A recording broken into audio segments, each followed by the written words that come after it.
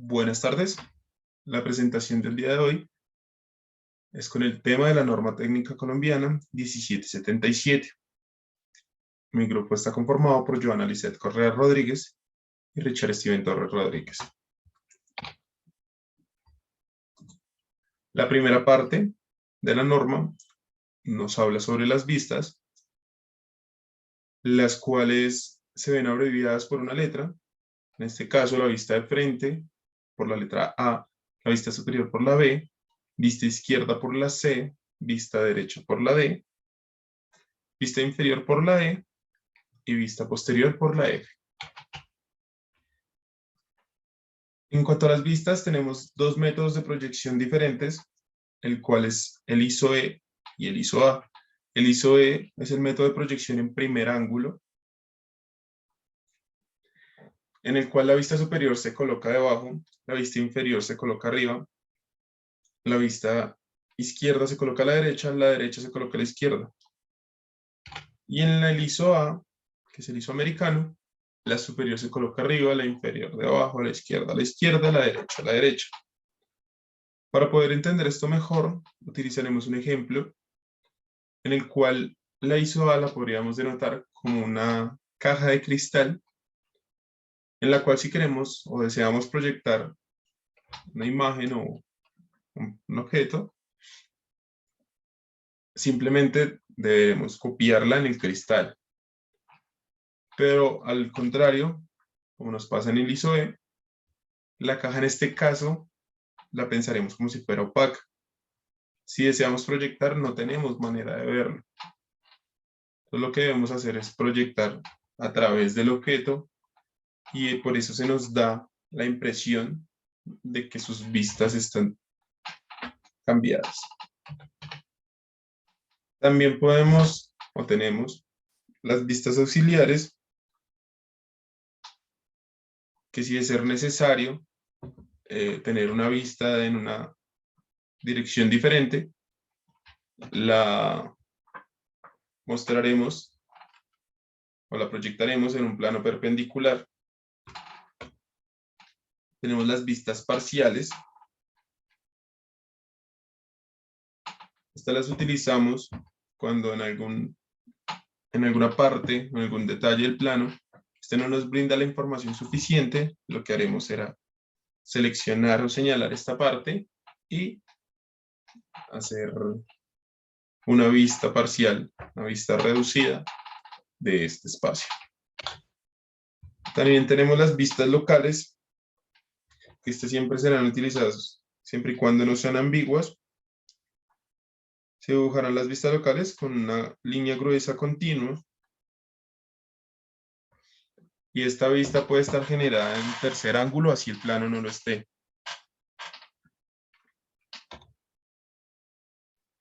En las líneas tenemos que estas se dividen en espesor, espacio, terminación o prioridad.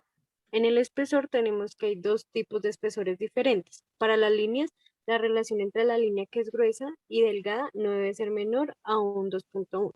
Existe una gama para definir el grosor de las líneas de acuerdo con lo que se está dibujando. Esto define que el espesor de las líneas debe ser igual en todo el dibujo. O sea, dependiendo de lo que estemos dibujando y qué grosor tengamos, este grosor debe ser siempre el mismo para todo el dibujo. En el espacio, tenemos que para el espacio entre las líneas tiene que ser mayor a 0.7 milímetros.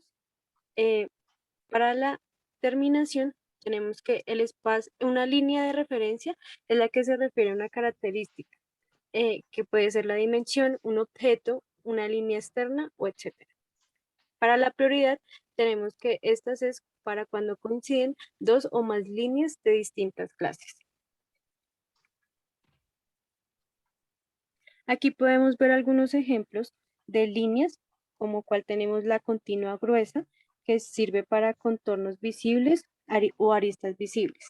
Tenemos la continua fina, que sirve para las líneas imaginarias de dimensión, de proyección, de referencia, o también para la churada.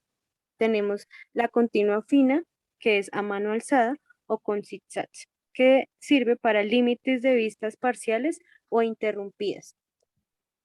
Tenemos también La fina de segmentos, que sirve para líneas exteriores invisibles, bordes invisibles.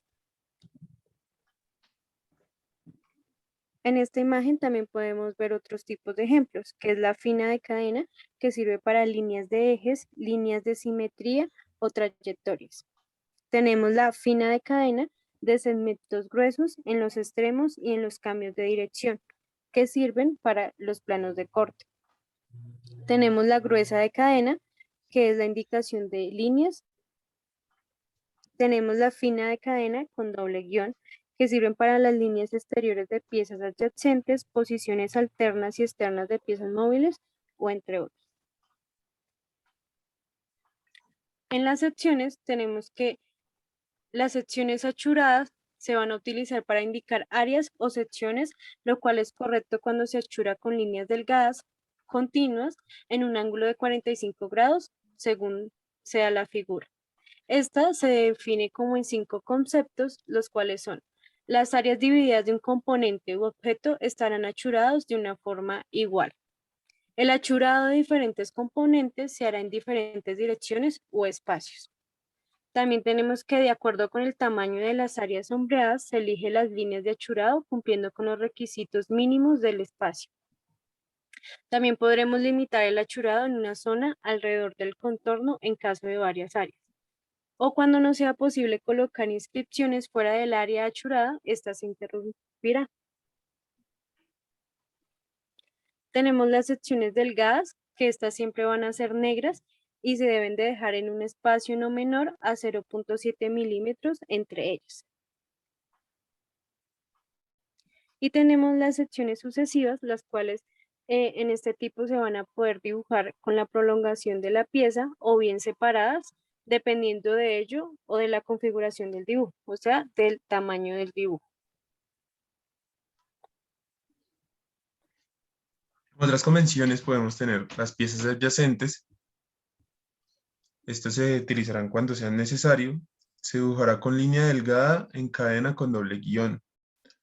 La pieza adyacente no debe ocultar la pieza principal, pero podrá estar escondida por esta. También tenemos la sección de intersecciones, cual tenemos las intersecciones reales. Son intersecciones geométricas que atraviesan un objeto. Si son visibles, se deben dibujar con línea gruesa continua y al ser invisibles con líneas de segmentos. Tenemos las secciones imaginarias, como lo son los chanflanes o esquinas redondeadas. Estas se deben mostrar con línea delgada continua, sin tocar las extensiones.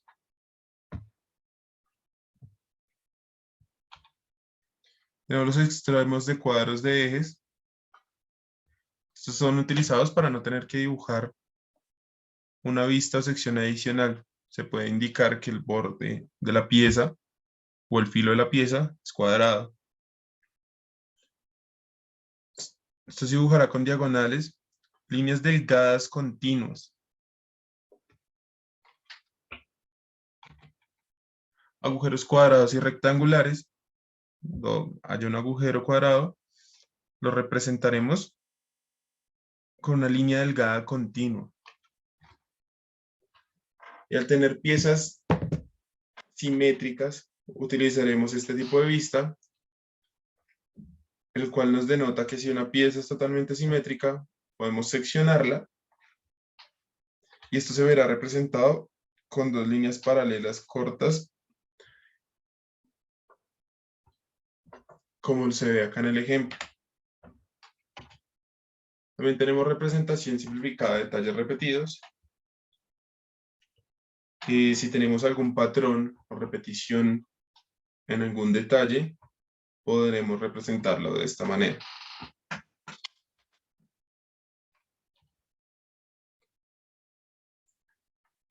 Cuando la escala de un objeto sea tan pequeña que no se puede mostrar o dimensionar, para poder detallar en alguna característica, esta pieza se podrá enmarcar en una línea delgada continua y se identificará con una letra mayúscula, como lo podemos ver en el ejemplo.